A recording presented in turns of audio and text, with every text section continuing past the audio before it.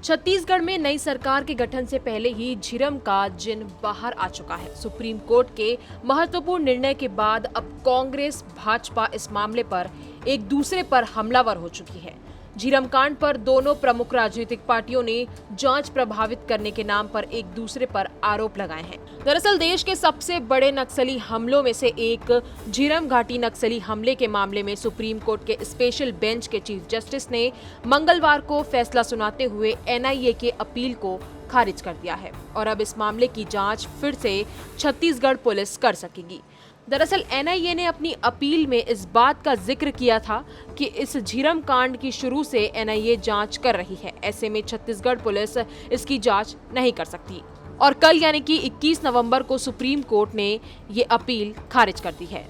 इस मामले को लेकर मुख्यमंत्री भूपेश बघेल ने अपनी प्रतिक्रिया जाहिर की है। उन्होंने कहा कि उच्चतम न्यायालय यानी कि हाई कोर्ट के इस फैसले का मैं स्वागत करता हूं कि एनआईए के आवेदन को खारिज किया गया। 2016 में छत्तीसगढ़ विधानसभा में इन्होंने यानी कि रमन सिंह सरकार ने घोषणा की थी कि सीबीआई जांच कराएंगे, लेकिन केंद्र सरकार ने इस पर रोक लगाई थी। उस आदेश को रमन सिंह 2 साल दबाए रखे। जब हम सरकार में आए तब हमने एसआईटी का गठन किया। उसमें भी इन लोगों ने लगातार कोर्ट के जरिए रोकने की कोशिश की, लेकिन आखिर में हाई कोर्ट ने रास्ता साफ किया कि छत्तीसगढ़ पुलिस मामले की जांच करेगी। जो राजनीतिक आपराधिक षड्यंत्र हुआ था उसका खुलासा होगा। उच्चतम न्यायालय के इस फैसले का मैं स्वागत करता हूं कि एनआईए के जो आवेदन उसको खारिज किया गया। भारतीय जनता पार्टी की तत्कालीन सरकार थी। 2016 में विधानसभा में उन्होंने घोषणा किया था कि सीबीआई की जांच कराएंगे, लेकिन केंद्र सरकार ने उसे रोक लगाया और उस आदेश को रमन सिंह जी 2 साल तक दबाए रखे। 2018 मार्च में मैंने एक पत्र लिखा था कि इसके बारे में क्या हुआ, उसका भी जवाब मुझे नहीं दिया।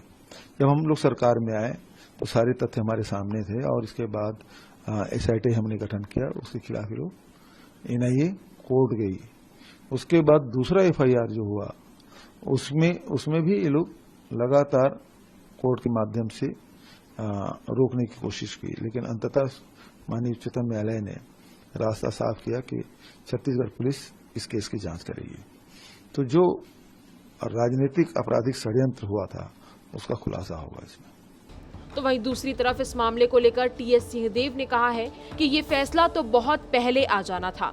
जांच की आवश्यकता इसीलिए थी कि घटना से करीब 3 हफ्ते पहले नक्सली गतिविधि बढ़ने के इनपुट मिले थे। जानकारी के बाद भी उस दिन घटनास्थल के आसपास क्यों कोई पुलिस की तैनाती नहीं थी।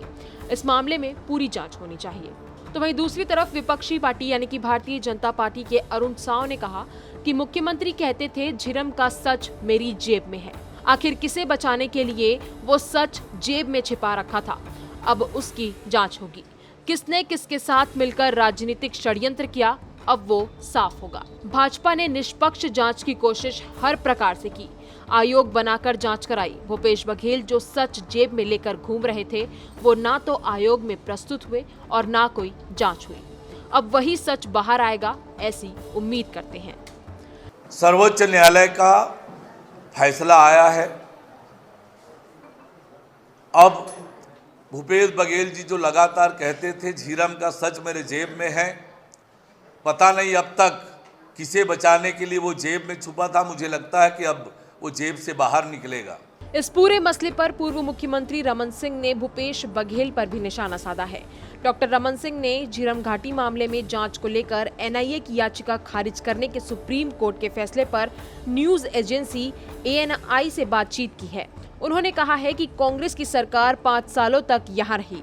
जो व्यक्ति 5 साल से जेब में प्रमाण होने की बात करता रहा, उसने 5 साल उन सारे दस्तावेजों को बाहर ही नहीं निकाला।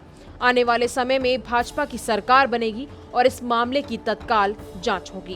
के रूप में शिंदे जी थे, उस समय एनआईए जांच की बात हुई थी और उन्होंने आदेश किया था। और जिस 5 साल की सरकार कांग्रेस की यहाँ रहेगी, जो व्यक्ति जेब में प्रमाण होने की बात 5 साल से करता रहा, 5 साल तक उन्होंने उस सारे दस्तावेज को जेब से बाहर ही नहीं निकाला। यदि आपके पास कुछ सबूत है तो सबूत को छुपाना भी अपराध है। मुझे लगता है कि अब आने वाले समय में भारतीय जनता पार्टी की सरकार बनेगी और इसमें तत्काल इस पर जांच भी होगी और जो दोषी होगा उस षड्यंत्र को निश्चित रूप से देश के सामने लाने का काम भारतीय जनता पार्टी। इस मामले को लेकर सियासी गलियारों में हड़कंप मच गया है। तो अब सवाल ये उठता है कि चुनाव के ऐन पहले ही ये फैसला क्यों आया। इसमें आपकी क्या राय है, हमें कमेंट कर जरूर बताइए। और अगर आपको हमारा ये वीडियो पसंद आया हो तो इसे लाइक और शेयर जरूर करें और हमारे चैनल खबर बेबाक को सब्सक्राइब करना ना भूलें।